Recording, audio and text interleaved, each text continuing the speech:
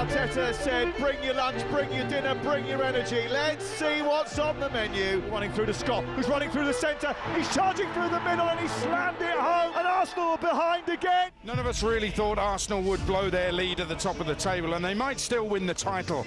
But the door is now wedged wide open. They've been beaten by the Cherries here at the Emirates. And Everton may just have rescued a point. It is Brentford 2, Everton 2. Kieran Dewsbury Hall is the man who sent the travelling fans into raptures. It means the two teams stay where they were, Brentford in 7th, Everton in 8th. Wherever they finish from here on in, Cookie, would be a wonderful season for them. Burnley 0, Brighton 2, and it's Mats Viva yet again with his second goal of the season. My goodness, Burnley are going down. Burnley 0, Brighton 2. It's been a pathetic effort from Burnley this season. Liverpool 2, Fulham 0, and it's Mo Salah who's got it. Liverpool, after being on the back foot for 5 or 10 minutes, have got 2 in 3 or 4 minutes themselves, and Fulham have got a mountain to climb. Liverpool 2, Fulham 0.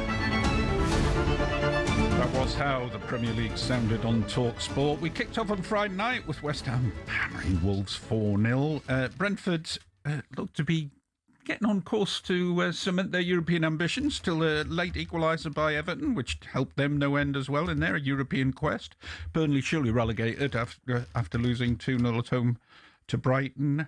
Liverpool beating Fulham 2-0. But first of all, our main focus is going to be on Arsenal's defeat against Bournemouth. And after that defeat, Mikel Arteta told talkSPORT that they have only themselves to blame, but there's up to them to turn it round. We need to look at ourselves first, because a lot of the incredible things that the team has done for 9 months have to remain the same in the last 7 weeks of the competition, in both competitions. And today we weren't there. This is sport. It happens, and now is a good scenario to see how we're going to react to that as a team. Yeah, Mikel Arteta there reflecting on that defeat. We've already said that Bournemouth were very good, but from an Arsenal point of view, you've got to see that as one of those home games you must win. Otherwise, you're piling the pressure on yourself. Your key word there is home. Arsenal fans, obviously, at home, they want to be not so much entertained, all fans want that, but they want to sense that this team has the character and also the tactical approach, the philosophy, the strategy to attack, to actually reach out and grab this prize that they've been waiting for 22 years.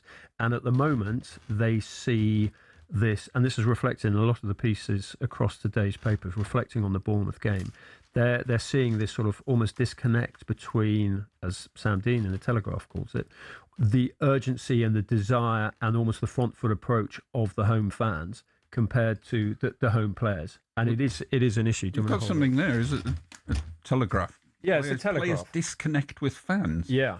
So, yeah. And that is very true. I mean, the fact that they got booed at the end, but also it's, Sam makes the point, there's a sort of disconnect between defence and midfield and attack. So it's a sort of broader theme than that.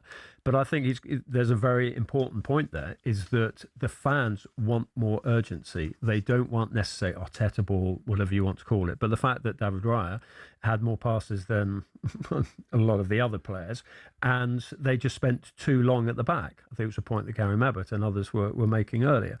I think they need to be more front foot, and the fans want that. There is this fear in some of Arsenal's football. It would be different maybe if Max Dowman started, maybe if Eberechi Eze when he started. Obviously, he's been injured. But if you want to get the best out of Gyökeres, you need that ball in behind. Yeah, but you could. Madueke, somebody who takes on the defender. Martinelli takes on the defender. Trossard will take them on. So it's not like they're not picking the players to attack the fullbacks. But occasionally, well, first it comes from the back, the fact that they spend too long getting it forward and the opposition get a chance to regroup. But also, how many times do you actually see them go outside? Fullback Martinelli occasionally does it with his pace if he's starting on the left. Madueke does, but not enough. And I can understand that frustration. Clearly, Arsenal fans shouldn't be leaving early. The team can sense that, and they need that support right until the final seconds. Clearly, they don't need to be booed at the final whistle. A team that is top of the league, but it is, for me, it's down to Arteta. It is down to him dispelling this fear, by being more front foot, whether it's in press conferences, whether we talked about that slightly scripted earlier. What do you want him to say? What do you want him to say? I want him to talk about his belief in the players. I want him to... He does, doesn't he? Individually talk about why these players are so good, and if that is to sort of increase their self-belief, whether they need it, I think they possibly do. But it's also, I look at him sometimes, look, he is a good manager and I've supported him from the start because you can see what he wants to do, and Arsenal have developed year on year. They've improved the squad, they are getting closer, but this is so close, and this has all been about the league this season for Arsenal. Everyone's talking about the quadruple. I didn't understand that. I mean, it's quite an arrogant thing. Well, we talked about it, but I have to say, I sort of dismissed the whole concept of going for it. It's all, you talk to Arsenal fans, it's all about nailing the league. It's all about the 22 years Still be beating Southampton in the quarterfinal. No, I get that. I get that. But overall, this season, they won't be worrying about losing to Southampton in the Cup if they win the league and they match the Invincibles. I mean, beating Sporting Lisbon during the week, okay, it was only half-time in the tie. Looked like, yeah, they might be over this problem now, because that's a gritty, good victory against a team who are not terribly shabby. Yeah, away from home. Away from home. I mean, maybe there's that fear element to it. I don't know whether the Emirates has become a sort of empire of fear. I don't know.